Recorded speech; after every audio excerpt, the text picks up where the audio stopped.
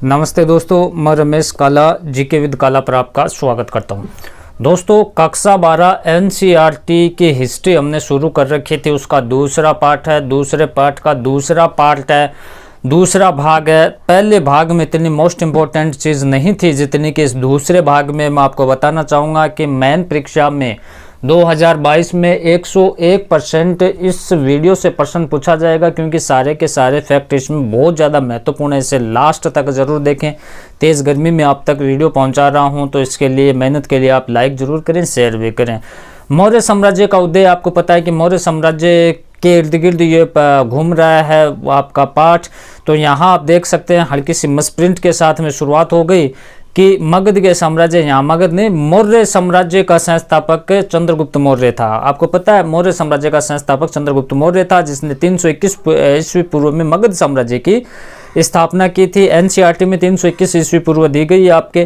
तो 321 ईस्वी पूर्व में मगध साम्राज्य की स्थापना की थी। उसका साम्राज्य पश्चिमोत्तर में अफगानिस्तान और बलूचिस्तान तक फैला हुआ है। उस समय वर्तमान जो पाकिस्तान है उस साइड में अफगानिस्तान बलूचिस्तान तक ये फैला हुआ है। उसके बाद में सम्राट अशोक, यहाँ से प्रश्न पूछा जाएगा। धर्म से संबंधित हो सकता है, अभिलेख से संबंधित हो सकता है, उपाधि से संबंधित हो सकता है, लेकिन अशोक से 101% प्रश्न पूछा जाएगा दोस्तों।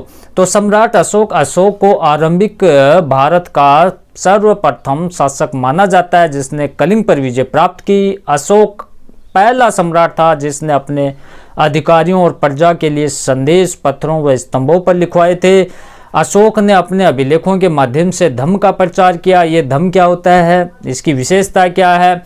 तो अशोक के धम्म की विशेषता या सिद्धांत, अशोक के धम्म और सिद्धांत बहुत ही साधारण और सार्वभौमिक थे। उसके अनुसार धम्म के माध्यम से लोगों का जीवन इस लोक में तथा परलोक में भी अच्छा रहे। धम्म की उसने कुछ सिद्धांत दिए, जैसे बड़ों के प्रति आदर वगैरह, सदाचार जीवन, वो हम जरूर देखेंगे इसी में। लेकिन इसमें उन्होंने कहा कि इस लोक में नहीं बल्कि परलोक में भी आपको अच्छा रहेगा इस धर्म का अगर आप पालन करोगे। तो बौद्ध ग्रंथ के अनुसार अशोक ने कलिंग विजय के बाद युद्ध करना छोड़ दिया था। 261 ईस्वी पूर्व में आपको पता था कि कलिंग पर विजय प्राप्त करता है अशोक। उसके बाद में जो मार काट है उसको छोड़ देता है, क्योंकि वो एक क्रूर शासक था। अशोक अपने प्रारंभिक काल में क्रूर होने के कारण उसको चंडोशोक की उपाधि भी दी गई थी। लेकिन ये 261 ईस्वी पूर्व में कलिंग युद्ध के बाद युद्ध करना छोड़ देता है। उसके बाद देखें कि बाद में बौद्ध धर्म का प्रसार करना शुरू किया। कलिंग युद्ध के बाद क्या किया, बौद्ध धर्म का प्रसार शुरू किया। अब जो अशोक का धम्म कहलाया, उसके धम्म के निम्न सिद्धांत थे। कौन कौन से सिद्धांत थे अशोक के धम्म के? तो बड़ों के प्रति आदर करना, सन्यासियों तथा ब्राह्मणों के प्रति उदारता, अशोक के धम्म में स्त्री धर्मों का आदर करना, सेवकों तथा दासों के प्रति उदार व्यवहार करना, अहिंसा, सादा जीवन, नैतिक नियमों पर बल देना। अशोक के धम्म में बड़े बुजुर्गों का सम्मान किया गया। क्रोध, उग्रता, ईर्ष्या, अभिमान का परित्याग किया गया। अशोक ने धम्म के प्रचार के लिए धम्म मातर की नियुक्ति की थी। किसकी नियुक्ति की थी? धम्म मातर की नियुक्ति की थी। उपाधियां की अगर बात करें तो मोस्ट इम्पोर्टेंट उपाधि 2 थी। देवनाम प्रिय, जिसे देवताओं में प्रिय कहा जाता है, प्रियदर्शी, जिसे देखने में सुंदर कहा जाता है। ये 2 उपाधि आपको याद रखनी है। अशोक के अभिलेखों की लिपि कौन सी थी? तो अशोक ने 4 लिपियों में ये अभिलेख लिखवाए। कौन कौन सी? Brahmi, Kharosthi, Greek, Aramaic. Brahmi, Kharosthi, Greek, Aramaic, समझ गए आप। सबसे ज़्यादा ब्राह्मी लिपि में लिखे गए अभिलेख, सबसे कम अरमाइक लिपि में अभिलेख लिखे गए।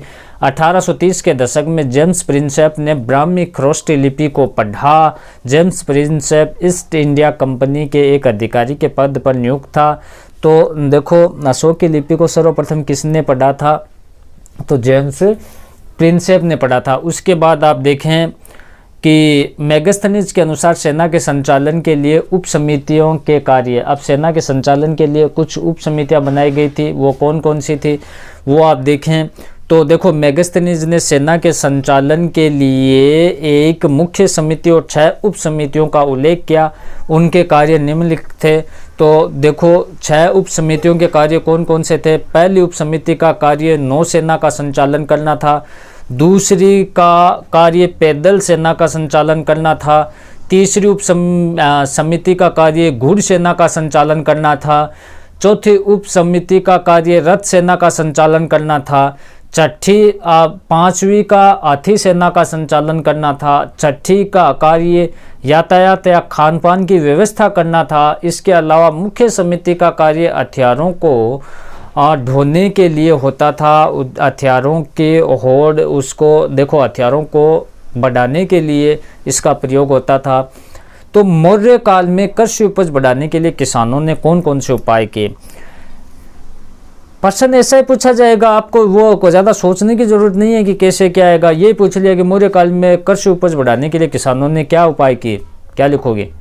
तो इस प्रकार से एक एक महत्वपूर्ण फैक्ट है, अच्छे से इसको आप देखते चलो, हल्के में ना लें इसको कि ये के पढ़ावा लाग रहे यही है ना। काफ़ी साल हो गए पढ़ाते हुए, इन नोट्सों से बाहर नहीं जाएगा, ध्यान से देख लेना। और दूसरी चीज़, जो हमारा एक चैनल और है काला की पाठशाला, वहाँ पर भी कक्षा 12 से संबंधित तैयारी करवाई जाती है, वहाँ से भी जरूर पढ़ना। तो मौर्य काल के लोगों का मुख्य कार्य कृषि था। कृषकों को राज्यों का संरक्षक प्राप्त था। युद्ध के समय भी कृषकों को हानि नहीं पहुंचाई जाती थी। कृषि उपज बढ़ाने के लिए तरह तरह के उपाय अपनाए जाते थे, जैसे हल का प्रयोग। कृषि में वृद्धि करने के लिए हल का प्रयोग करना शुरू कर दिया। इस तरह के हल का प्रयोग गंगा और कावेरी के क्षेत्र में शुरू हुआ। सिंचाई के साधन, उपज बढ़ाने के लिए एक और अच्छा तरीका सिंचाई के साधनों का प्रयोग करना था। कुएं, तालाब, नहरों के माध्यम से किसानों ने सिंचाई करना शुरू कर दिया। उसके बाद में लोहे के हल का प्रयोग किया गया। जिन क्षेत्रों में वर्षा अधिक होती थी वहां की जमीन कठोर हो गई। इस कठोर जमीन को जोतने के लिए लोहे के फाल वाले हल का प्रयोग किया गया। पर्वतीय क्षेत्रों में कुदाल का प्रयोग किया गया। पर्वत को काटा गया। वहां से देखो भारत के पूर्वी और मध्य भाग में पर्वतीय भूमि है जिसमें हल का प्रयोग नहीं किया जाता था। हल का प्रयोग मैदानी क्षेत्रों में किया जाता था। अतः यहाँ की पर्वतीय क्षेत्रों के उपजाऊ भूमि में कृषि करने के लिए कुदाल का प्रयोग किया जाता था, मतलब उसको कटाई की जाती थी। अब यहाँ छोटा प्रश्न महत्वपूर्ण, एक तरफ मैंने पुस्तक लिखी है, दूसरी तरफ इसके लेखक है। तो अर्थशास्त्र पुस्तक के लेखक कौन है? चाणक्य, विष्णुगुप्त या कौटिल्य है। इंडिका के लेखक कौन है? मेगस्थनीज हैं। चाणक्य, विष्णुगुप्त, कौटिल्य, ये चंद्रगुप्त मौर्य का प्रधानमंत्री था। मेगस्थनी चंद्रगुप्त मौर्य का मंत्री था। हर्षवर्धन की पुस्तक का नाम था बाणभट्ट। हर्षवर्धन के राजकवि और ये संस्कृत भाषा में लिखी गई बाणभट्ट। अष्टाध्यायी के लेखक पाणिनि। ये जो चार बुक है इनको आप ध्यान में रखें। अशोक पहला सम्राट था जिसने प्राकृतिक पत्थरों पर, देखो अशोक पहला सम्राट था जिसने प्राकृतिक पत्थरों पर अभिलेख खुदवाए। अशोक के अधिकांश अभिलेख प्राकृत भाषा में है। फिर पेरिपल्स यूनानी भाषा का शब्द है जिसका अर्थ है समुद्री यात्रा। अब छोटा सा प्रश्न कहीं कहीं पूछ लिया जाता है बोर्ड परीक्षा में भी, पेरिपल्स क्या है? तो ये यूनानी भाषा का शब्द है जिसका अर्थ है समुद्री यात्रा। एरिथ्रियन, ये क्या? यूनानी भाषा का शब्द है जिसका अर्थ है लाल सागर। प्रयाग प्रशस्ति की हम बात करें, जिसे इलाहाबाद प्रशस्ति भी कहा जाता है। प्रयाग प्रशस्ति महत्वपूर्ण है, मोस्ट इम्पोर्टेंट है, स्टार लगा लीजिए। प्रयाग प्रशस्ति के रचयिता हरिसेन थे। कौन थे? छोटा प्रश्न है। प्रयाग प्रशस्ति के रचयिता कौन थे? हरिसेन थे, जो गुप्त वंश के सम्राट समुद्रगुप्त के राजकवि थे। इस प्रशस्ति में हमें समुद्रगुप्त के जीवन विजय, व्यक्तिगत गुण अर्थात सम्राट की प्रशंसा का उल्लेख है। प्रयाग प्रशस्ति में समुद्रगुप्त को परमात्मा, पुरुष, इंद्र व यम के समान बताया गया। हरिसेन के अनुसार संपूर्ण पृथ्वी पर समुद्रगुप्त का सामना करने वाला कोई नहीं था। समुद्रगुप्त को गायों का दाता बताया गया है। ये प्रयाग प्रशस्ति में चीजें दी गई है। गुप्त साम्राज्य के इतिहास जानने के स्रोत, तो हमने मौर्य साम्राज्य देखा, थोड़ा सा गुप्त साम्राज्य भी देख लेते हैं। तो गुप्त साम्राज्य के इतिहास जानने के स्रोत है साहित्य, सिक्के, अभिलेख, हरिसेन द्वारा लिखी प्रयाग प्रशस्ति। जातक ग्रंथों में राजाओं और प्रजा के संबंधों की जानकारी भी इसमें मिलती है। अब देखो राजगाह है। ये राजगाह क्या होता है दोस्तों? कि राजगाह का शाब्दिक अर्थ है राजाओं का घर। क्या है? राजाओं का घर। फिर है मनुस्मृति। दोस्तों मनुस्मृति क्या है?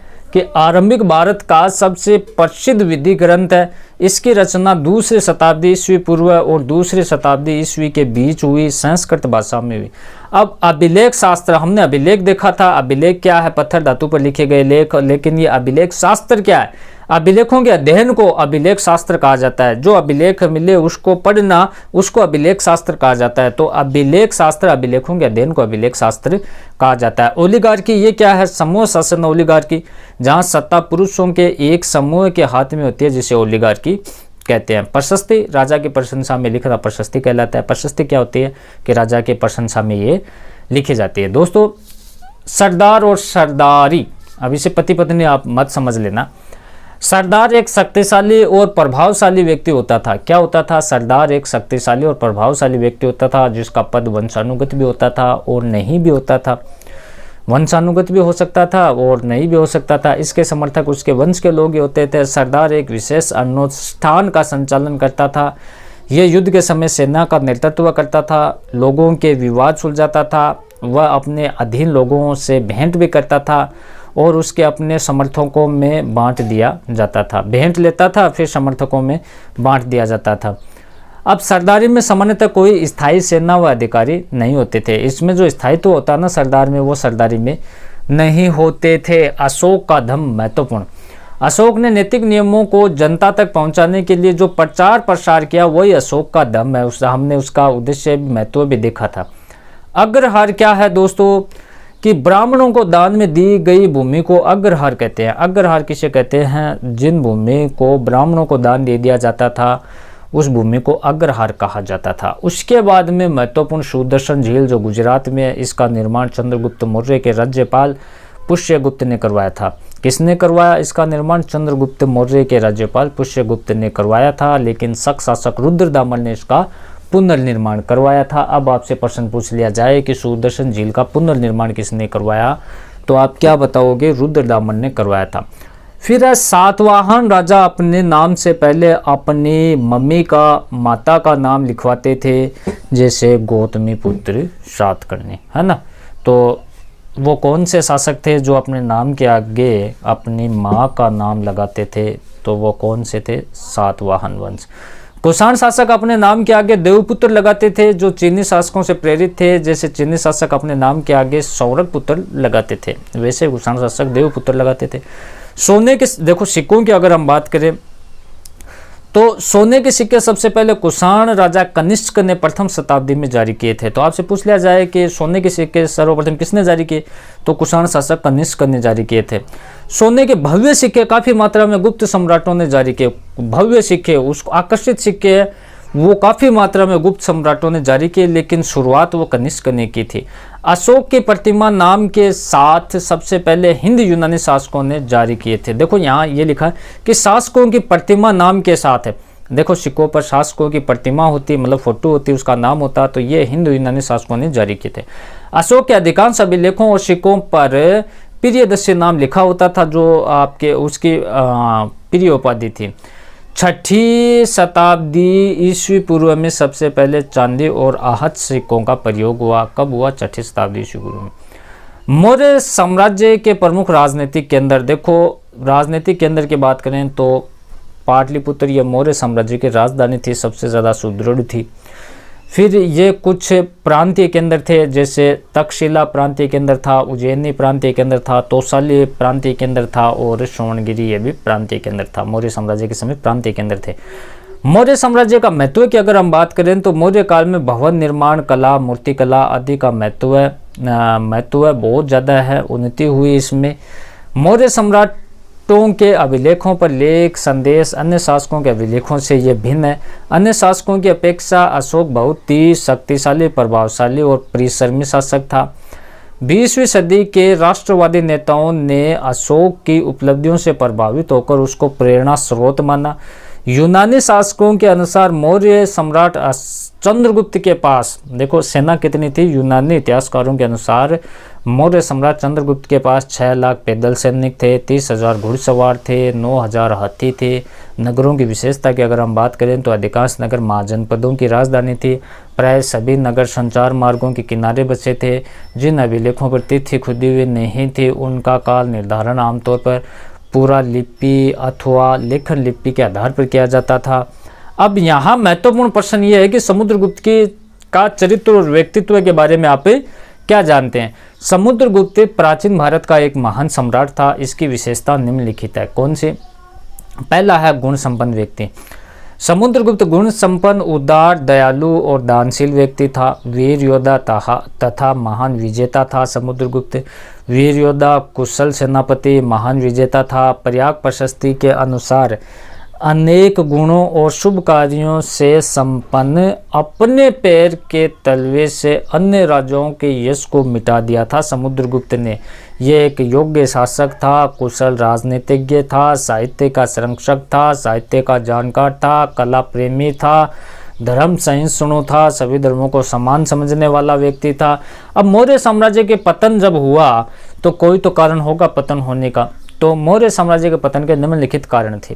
अगर आपसे प्रश्न पूछ लिया जाए कि मौर्य साम्राज्य के पतन के क्या कारण थे, तो मौर्य साम्राज्य मात्र 150 साल तक के अस्तित्व में रहा, क्योंकि 321 ईस्वी पूर्व से लेकर 185 ईस्वी पूर्व तक ये रहा। 185 ईस्वी पूर्व में इसका अंत हो जाता है। मौर्य साम्राज्य संपूर्ण भारतीय उपमहाद्वीप में नहीं फैल पाया। मौर्य साम्राज्य का राजाओं पर नियंत्रण एक समान नहीं था। दूसरी शताब्दी ईस्वी पूर्व आते आते उपमहाद्वीप के कई भागों में नए नए शासकों ने अपने आप को स्वतंत्र घोषित कर दिया, जिससे मौर्य साम्राज्य का पतन हो गया। तो इस प्रकार से हमने राजा, किसान और नगर दूसरा पार्ट कोई चीज़ नहीं छोड़ी, फालतू की चीज़ भी कोई ऐड नहीं की, सारी चीज़ महत्वपूर्ण है। इसे शेयर करें, कला की पाठशाला पर जाकर भी आप जरूर तैयारी करें। धन्यवाद साथियों। प्ले लिस्ट में आप जाके देखें, पूरी हिस्ट्री मिल जाएगी।